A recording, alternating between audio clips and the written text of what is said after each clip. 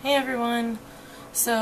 I just wanted to share a few tips with you on how to survive the holidays. But first, I just wanted to actually take you with me and just show you something. I actually, we actually set up a Christmas tree this year for the first time since probably the year my mom had her stroke, so I'm pretty happy with it, and it already makes me feel better to see the tree in the house and to see my kid having fun with it.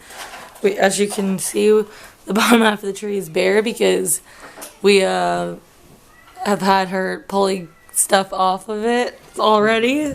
So yeah, we've contained it to mostly the top half of the tree now. And we also have been having to try and wrap the presents and put them under the tree quickly. Otherwise, the cat will probably pee on the little tree mat there that's around there. So we're trying to deke out both of them, the cat and the child. So that's our pretty Christmas tree. Thank you to my aunt for getting it for us because we're going to put it up every year now. And we're just going to grow all of our ornaments. So the only real one that we have right now is Eleanor's baby's first Christmas ornament. And we have this old Santa stuffy that my husband's mom gave us from when he was a kid. So those are really the only two ones that we have on our tree right now other than dollar store bulbs. So we are hoping to grow that over the years. So maybe next year we will upgrade again. Just gonna readjust here.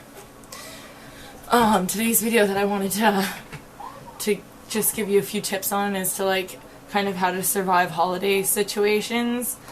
I know that we all either go and visit our families, or in the very least we're the ones hosting it and having family come over to our place, and they may be bringing people that you don't know very well, or whatever the case may be. There's always a chance for uncomfortable scenarios, especially during the holidays with families. So I just wanted to kind of give you a few tips as to how to take away your anxiety and to just make yourself feel better so that you can focus on, Christmas and your family. So we all visit our families during the holidays, or at the very least are the ones hosting the main event. So I thought it might be a good idea just to give some tips on how I've made it through past uncomfortable family events like Christmas dinners. Maybe you aren't going somewhere you haven't been before, and these things, or maybe you are going somewhere that you have been and these things aren't a problem for you. But either way, I'm hoping that this holiday season, if you get anxious, that these things might help you. So I have 5 little tips here that I'm going to read to you, and here's my first one, which is have an exit plan. Basically, sometimes unexpected things happen, and you're feeling so overwhelmed in those moments that you just need to get out. And honestly, just knowing that you have a plan, if that situation does arise, then it takes the pressure off of me. I feel alleviated. So I remember times where we've been really far away from home, in another province visiting my husband's family, and we'll be going to say a dinner event or something like that, and my husband's really supportive that way. He'll be just let me know if you're feeling overwhelmed and we can leave. So just knowing that you have that exit if you need it alleviates pressure off of you. So have yourself an exit plan. And you could either, if, not in my situation, but if you have a significant other that you're going with, maybe you can both take separate cars or something. So if you need to leave early but your significant other wants to stay, then you can do that too.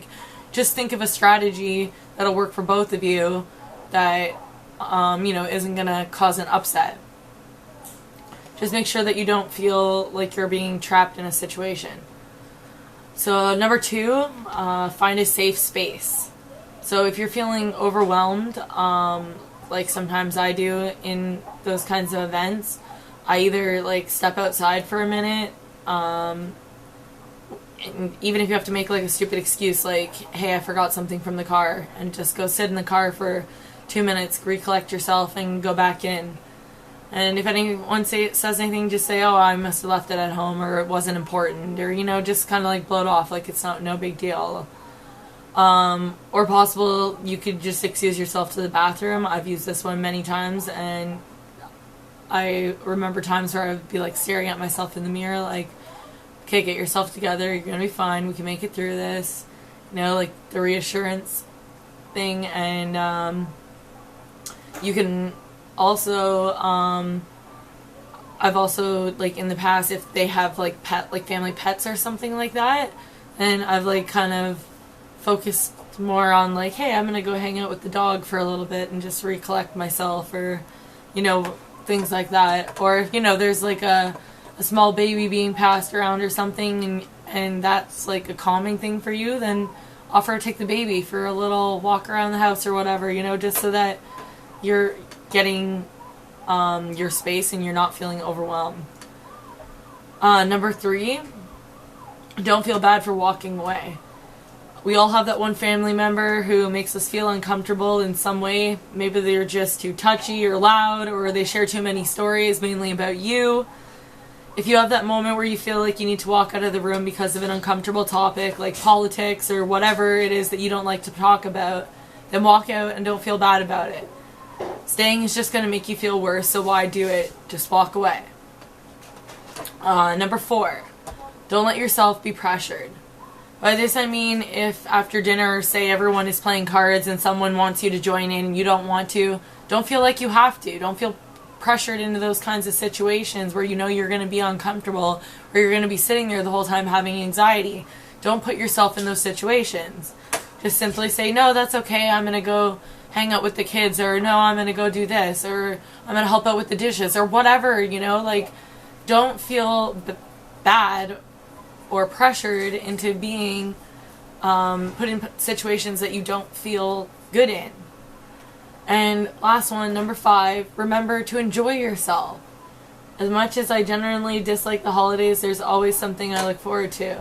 Whether it's my aunt's homemade apple pies, or her amazing stuffing, or just getting to spend quality time with my mom.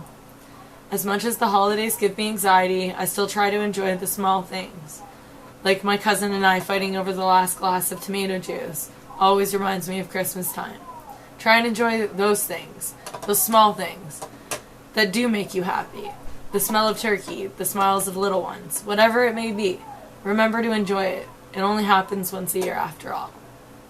So I hope that those 5 little strategies can just give you, just some reassurance that you're not alone in your anxiety during the holidays. We all feel uncomfortable meeting new people or being around certain family members and things like that, especially with mental illnesses. But even without a mental illness, there are family members that get under our skin, or that, we just don't like being around. They make us uncomfortable.